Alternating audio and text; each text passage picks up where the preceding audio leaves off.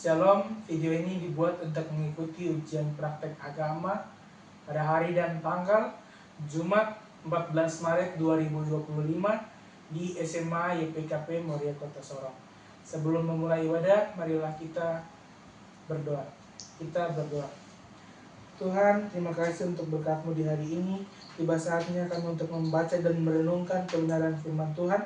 Biarlah apa yang kami baca nanti boleh kami renungkan dalam kehidupan kami hari lepas hari.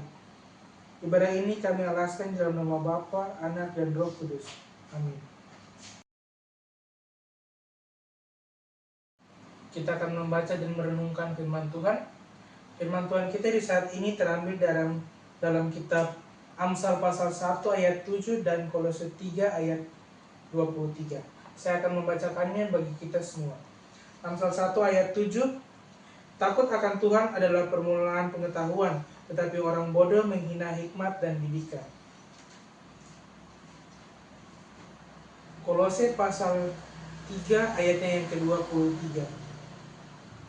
Apapun juga yang kamu perbuat, perbuatlah dengan segenap hatimu seperti untuk Tuhan dan bukan untuk manusia. Demikian firman Tuhan kita di saat ini. Kita telah membaca firman Tuhan, tiba saatnya kita untuk merenungkan kebenaran firman Tuhan kita. Tema kita pada saat ini adalah belajar dengan hikmat dan ketekunan untuk Tuhan. Saudara-saudara, sebagai pelajar, kita sering dihadapkan pada berbagai tantangan dalam belajar. Ada saat di mana kita merasa malas, jenuh, atau bahkan bertanya-tanya, untuk apa kita belajar? Terkadang kita belajar hanya untuk memenuhi tuntutan sekolah, menghindari hukuman, atau mendapatkan pujian dari orang tua dan guru. Namun, firman Tuhan mengajarkan bahwa belajar bukan sekedar kewajiban, melainkan bagian dari cara kita untuk menghormati dan memuliakan Tuhan. Amsal pasal 1 ayat 7 menegaskan bahwa takut akan Tuhan adalah awal dari pengetahuan. Ini berarti bahwa jika kita ingin benar-benar bijaksana dalam belajar, kita harus menjadikan Tuhan sebagai pusat kehidupan kita. Takut akan Tuhan bukan berarti merasa takut dalam arti negatif, melainkan memiliki sikap hormat, ketaatan, dan kerinduan untuk hidup sesuai dengan kehendak Tuhan. Seorang pelajar yang takut akan Tuhan akan bersikap jujur, tidak menyontek, tidak mencari cara instan untuk mendapatkan nilai yang bagus, dan selalu terbuka untuk belajar dari kesalahan serta nasihat dari orang lain. Selain memiliki hikmat dari Tuhan, kita juga harus belajar dengan sepenuh hati, seperti yang diajarkan dalam Kolose pasal 3 ayatnya yang ke-23. Apapun yang kita lakukan, termasuk belajar, harus dilakukan dengan sungguh-sungguh. Bukan hanya untuk kepentingan duniawi, tetapi sebagai bentuk pelayanan kepada Tuhan. Ketika kita belajar dengan sikap ini, kita tidak akan mudah menyerah saat menghadapi kesulitan, tidak akan malas hanya karena tidak ada ujian, dan tidak akan kecewa ketika hasil yang kita peroleh belum sesuai harapan. Belajar dengan sepenuh hati juga berarti melakukan segala sesuatu dengan kejujuran dan integritas. Dalam dunia yang penuh persaingan, godaan untuk menyontek atau mencari jalan pintas sering kali muncul. Namun, Tuhan tidak hanya melihat hasil akhir, tetapi Tuhan juga melihat bagaimana kita mencapainya. Belajar dengan jujur, meskipun hasilnya tidak terlalu sempurna, jauh lebih berharga di hadapan Tuhan dibandingkan dengan nilai-nilai yang diperoleh dengan cara-cara yang curang. Ketika kita memahami bahwa belajar adalah bagian dari ibadah kepada Tuhan, kita akan memiliki motivasi yang berbeda dalam menjalani hari-hari kita di sekolah. Kita akan melihat bahwa setiap ilmu-ilmu yang dipelajari, sekecil apapun, memiliki nilai dan tujuan yang lebih besar. Pelajaran yang kita terima hari ini bukan hanya untuk ujian di kelas, tetapi juga untuk mempersiapkan kita menjadi pribadi yang lebih baik dan siap melayani Tuhan di masa depan. Jadi, apakah selama ini kita sudah belajar dengan sikap yang benar? Apakah kita sudah menjadikan Tuhan sebagai pusat dalam proses belajar kita? Mari kita belajar dengan hikmat dan ketekunan, bukan hanya untuk mengejar prestasi akademik, tetapi lebih dari itu, untuk memuliakan Tuhan dalam setiap hal yang kita lakukan. Amin. Saudara-saudara, saya akan memberikan sedikit kesaksian dari pengalaman hidup saya. Cerita ini dimulai ketika saya diminta untuk mengikuti suatu lomba pidato. Lomba ini diadakan oleh Kementerian Kehutanan kalau tidak salah. Iya. Awalnya saya pikir lomba ini menggunakan bahasa Inggris. Lomba pidato menggunakan bahasa Inggris. Pada saat diminta saya sangat takut. Saya cemas karena secara kemampuan saya memiliki kemampuan yang terbatas untuk berbahasa Inggris. Apalagi ini pidato yang kalimat atau teksnya itu sangat panjang. Kemudian saya dibimbing oleh guru bahasa Indonesia saya, Ibu Agus, untuk mengikuti lomba ini.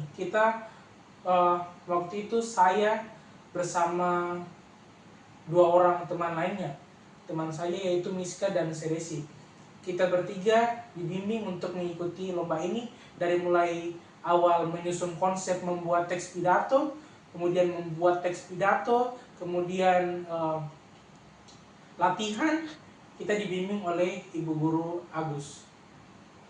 Kami saat itu hanya latihan saja, karena belum tahu sebenarnya lomba ini menggunakan bahasa Inggris atau bahasa Indonesia.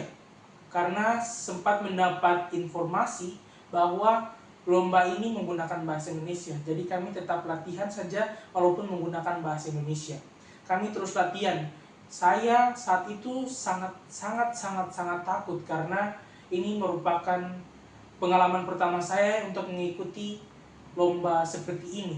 Tetapi saya dikuatkan, saya dibimbing terus oleh ibu guru yang senantiasa untuk membimbing kami, dan saya juga berdoa. Saya berdoa kepada Tuhan bagaimana ini, terus Tuhan kuatkan saya. Jadi saya mulai dari menyusun konsep, untuk bagaimana isi dari pidato itu, isi dari teks itu. Kemudian saya konsultasi dengan ibu guru, saya latihan. Saat waktu saya latihan itu sangat saya merasakan pertolongan Tuhan, karena yang harusnya dibaca itu sesuai peraturan.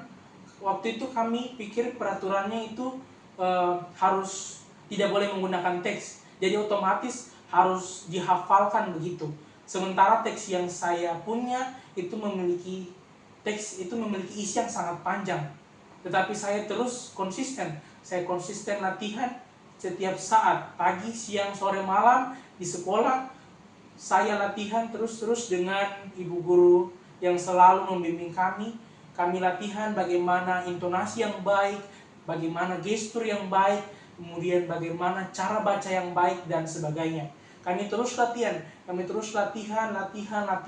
sampai saat itu salah satu guru kami, saya lupa siapa tepatnya guru tersebut, mungkin kalau tidak salah Ibu Popi atau Miss, mereka diundang untuk mengikuti technical meeting. Di saat technical meeting, mereka semua menyepakati bahwa lomba pidato menggunakan bahasa Indonesia, dan dianjurkan atau boleh untuk menggunakan teks. Tetapi saat mendengar kabar itu saya sudah tidak begitu cemas, selain karena menggunakan bahasa Indonesia, karena pada saat itu teks yang saya akan berikan atau saya akan bacakan itu sudah hampir 90% saya hafalkan, bahkan sudah hampir 90% itu sudah di luar kepala. Jadi saya sudah tidak begitu cemas atau begitu takut. Itu semua karena berkat dan campur tangan Tuhan yang selalu menguatkan saya, memotivasi saya untuk terus semangat atau terus konsisten dalam mengikuti lomba ini. Kemudian tiba saatnya hari H, lomba pidato. Lomba ini dilakukan di Institut Agama Islam Negeri Sorong, tepatnya di Aimas. Pada saat itu, saya melihat bahwa banyak sekali teman-teman saya, teman-teman seperjuangan, teman-teman lomba saya yang dari agama seberang. Banyak sekali. Kemudian tidak yang satu iman atau satu kepercayaan dengan kita, ya tidak terlalu banyak. Waktu itu sangat agama Islam peserta dari agama Islam itu sangat banyak. Dan saya lihat waktu mereka tampil itu sangat bagus, banyak sekali yang bagus. Ada yang menggunakan teks, bagaimana gestur mereka, bagaimana gestur tubuh mereka dalam menyampaikan pidato, bagaimana intonasi suara mereka dalam menyampaikan pidato. Dan perlu kita ketahui bahwa dalam pidato itu ada durasi waktu, dan rata-rata durasi waktu dari pidato yang disampaikan oleh lawan-lawan saya waktu itu lumayan panjang. Durasi pidato saya waktu itu kalau tidak salah sekitar 7-8 menit. Iya. Kemudian tiba saatnya saya untuk maju. Sebelum maju ke atas podium atau ke atas panggung, itu kita disuruh untuk mengisi formulir atau mengisi semacam registrasi begitu untuk naik ke atas panggung. Jadi sebelum naik ke atas panggung, kita disuruh untuk duduk itu untuk persiapan diri sebelum naik ke panggung. Di situ saya berdoa, saya minta kepada Tuhan agar Tuhan semoga apa yang saya latihan selama ini boleh saya tampilkan yang terbaik sesuai dengan apa yang sudah saya persiapkan. Di depan saya ini banyak sekali teman-teman saya dari agama seberang yang mempunyai talenta atau mempunyai bakat dalam bidang ini jauh lebih daripada saya. Saya mohon kepada Tuhan untuk jangan mempermalukan saya di depan banyak teman-teman saya yang beragama lain, tetapi Tuhan pakai saya untuk sebagai alat untuk bisa membuktikan bahwa saya juga bisa lebih daripada mereka. Saya berdoa seperti itu. Di sebelah tempat duduk saya itu ada teman saya yang dari agama seberang. Saat dia maju, dia menampilkan hasil yang lumayan bagus. Di situ saya sedikit cemas, tetapi saya tetap menguatkan diri. Dari banyak peserta yang maju, tidak terlalu banyak dari mereka, atau mungkin sekitar tidak sampai 90%, sekitar 5%. Itu mereka tidak menggunakan teks. Lain daripada itu semua menggunakan teks. Mereka menggunakan teks. Tetapi saya maju, saya tinggalkan teks saya kepada panitia dan saya maju dengan tangan kosong. Saat saya maju, saya naik ke panggung, saya tidak tahu apa yang membuat saya sangat percaya diri di panggung itu. Tetapi saat saya di panggung itu, saya menganggap semuanya itu seperti biasa saja. Tidak ada yang berbeda dari seperti yang saya latihan saat-saat sebelum tampil. Jadi saya berpidato sesuai dengan apa yang sudah saya latihan selama waktu yang saya terus latihan. Saya berpidato dengan intonasi, dengan suara, dengan gestur badan yang saya latihan selama ini, dan saya gunakan semuanya itu sampai akhirnya saya turun. Saat saya turun, saya tanya kepada guru dan teman-teman saya yang ada di situ, bagaimana hasil saya? Mereka bilang hasil saya cukup bagus dari teman-teman sebelumnya. Oke, setelah saat itu tidak langsung diberitahukan hasil dari apa yang hasil dari lomba pidato tersebut. Hasil dari lomba pidato tersebut akan disampaikan sekitar 1-2 hari setelah itu di Hotel Village Panorama pada hari puncak hari bumi kalau tidak salah. Singkat cerita, kita pada hari kedua atau hari HUT dari hari kebumian itu kami pergi ke sana. Kami mengikuti rangkaian acara mulai dari sambutan sampai kepada pengumuman lomba pidato. Dalam pengumuman itu diambil juara 1, 2, 3, harapan 1, harapan 2, dan harapan 3. Iya, kalau tidak salah. Pada saat itu cukup percaya diri bahwa saya akan masuk dalam 5 besar atau bahkan 3 besar. Saya sangat percaya diri. Tetapi saya ada sedikit kecemasan di mana saya hanya menempatkan diri saya bisa mendapatkan juara atau juara pada juara harapan ketiga. Saya hanya berpatokan bahwa saya hanya bisa sampai di situ. Pada saat pengumuman mereka panitia menyebutkan siapa yang mendapatkan juara harapan 3, hati saya sudah hancur. Saya sudah tidak ada sedikit pun harapan. Saya sudah pasrah. Juara harapan 3 selesai, juara harapan 2, sampai juara harapan 4 kalau tidak salah. Juara harapan 4, harapan 3, harapan 2, itu saya sudah pasrah. Saat juara harapan 1 itu saat pengumuman itu mereka tidak memanggil nama, tetapi mereka memanggil nomor urut. Nomor urut saya saat itu adalah 27. Pada saat mereka memanggil juara harapan 1 dengan nomor urut 2, waktu mereka bilang nomor urut 2 itu hati saya sudah berdebar-debar. Pas mereka bilang 27 itu saya tidak bisa jelaskan bagaimana bahagianya saya saat itu. Saya sangat bahagia, bahkan saya sedikit heboh saat itu. Kemudian saat dipanggil saya maju ke depan, mereka dari semua peserta yang mendapatkan juara, situ hanya saya sendiri yang agama Kristen. Itu saya sangat bersyukur kepada Tuhan karena Tuhan menggunakan saya sebagai alat untuk memberitahukan untuk memberitahukan bahwa saya juga bisa, dari agama saya juga bisa, bahkan lebih daripada mereka.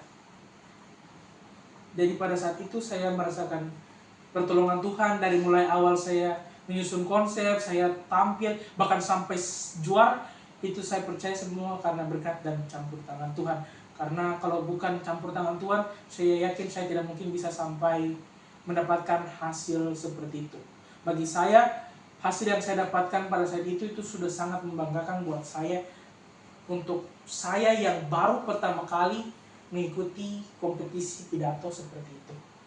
Demikian kesaksian dapat saya berikan bagi kita semua. Kiranya kesaksian saya ini memotivasi kita semua untuk terus mengenalkan Tuhan dalam setiap masalah, setiap kehidupan kita, setiap apapun yang ada dalam kehidupan kita, kita taruh, kita percaya bahwa Tuhan selalu beserta kita.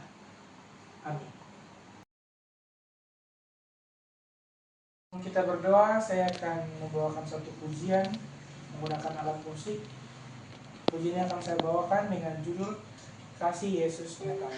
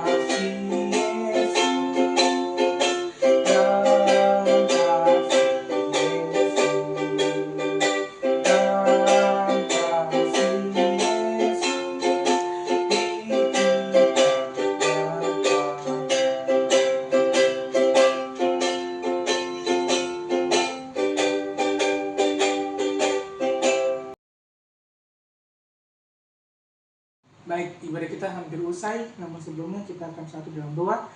Berikut ini ada beberapa pokok doa yang disampaikan, yaitu kita berdoa untuk orang tua dan saudara SMA YPKP Moria dan Yayasan Pisca dan juga masa depan. Dan doa ini akan sempurnakan dengan doa Bapa kami. Mari kita berdoa. Tuhan, terima kasih untuk berkat-Mu di hari ini. Tadi kami sudah membaca sedikit dari kebenaran firman-Mu, juga kami sudah merenungkan firman-Mu. Biarlah apa yang kami renungkan tadi boleh kami lakukan di setiap hari kehidupan kami, hari lepas hari. Tuhan, hamba berdoa untuk orang tua, kiranya Engkau memberikan kekuatan, memberikan umur yang panjang bagi orang tua hamba untuk dapat bekerja dan melayani Tuhan, dan juga melayani atau menafkahi anak-anaknya Tuhan. Hamba berdoa untuk saudara-saudara hamba, semoga Tuhan memberkati mereka di setiap jenjang pendidikan mereka, di setiap hari-hari mereka. Tuhan memberikan umur yang panjang dan kesehatan. Tuhan, hamba juga berdoa untuk SMA YPKP Moria dan Yayasan Pisca. Kiranya SMA Moria terus berkembang, memiliki siswa yang banyak, dan juga memiliki siswa yang takut akan Tuhan dan berkarakter. Yayasan Pisca Tuhan hamba berdoa semoga yayasan ini lebih maju ke depannya dan lebih dikenal oleh masyarakat. Masa depan hamba berdoa semoga apa yang hamba tes atau apa yang hamba lakukan saat ini untuk mengikuti perguruan-perguruan yang menggunakan tes online atau tes beasiswa, kiranya Engkau memberkati setiap proses-proses hamba untuk masa depan hamba. Tuhan, buka masa depan hamba agar hamba tahu kemana hamba harus pergi atau kemana hamba harus ada untuk mengikuti jenjang pendidikan yang lebih tinggi. Tuhan, doa ini belum sempurna, maka dari itu hamba mau sempurnakan doa ini dengan doa yang sudah Tuhan ajarkan dari lama. Bapa kami yang di sorga, dikuduskanlah nama-Mu, datanglah kerajaan-Mu, jadilah kehendak-Mu di bumi seperti di sorga. Berikanlah kami pada hari ini makanan kami yang secukupnya, dan ampunilah kami akan kesalahan kami, seperti kami juga mengampuni orang yang bersalah kepada kami. Dan jangan membawa kami ke dalam pencobaan, tetapi bebaskan kami daripada yang jahat, karena Engkau yang punya kerajaan dan kuasa dan kemuliaan sampai selama-lamanya. Amin. Ibadah kita hampir usai, namun sebelum kita mengakhiri ibadah ini, saya mau meninggalkan pesan untuk teman-teman saya dan juga adik kelas mulai dari kelas 10 dan juga kelas 11. Pesan saya agar kita selalu tetap menjadi murid-murid, jadi siswa-siswa yang takut akan Tuhan. Kita mengenalkan Tuhan dalam setiap kehidupan kita, dalam segala aktivitas kita, segala masalah kita tanggalkan kepada Tuhan, kita taruh kepada Tuhan, dan kita percaya bahwa Tuhan selalu beserta kita dalam setiap langkah kita, dalam setiap proses kita. Kiranya Tuhan selalu memberkati kita dalam hidup kita setiap hari. Kita akan mengakhiri ibadah kita. Untuk itu mari kita satu dalam doa penutup. Kita berdoa. Bapa yang di surga, kami bersyukur atas penyertaan-Mu dalam ibadah ini. Terima kasih atas firman-Mu yang menguatkan dan menuntun kami. Kiranya Roh Kudus terus membimbing kami dalam setiap langkah hidup kami. Berkatilah kami agar dapat menjadi terang dan garam bagi dunia. Dalam nama Tuhan Yesus Kristus kami sudah berdoa dan mengucap syukur. Haleluya. Amin.